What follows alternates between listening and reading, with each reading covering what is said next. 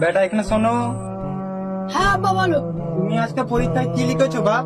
আজ তুমি আমার পরীক্ষার কথা জিজ্ঞেস করতেছো? পরীক্ষায় এমন লিখেছি পুরো ফাটা নিজের বাপের জন্মে লিখুনি। তাহলে তো স্যার ফোন করে আমাকে কেন গালাগালি দিচ্ছিল বল? আমি বিশ্বাস করি না, আমি বিশ্বাস করি না।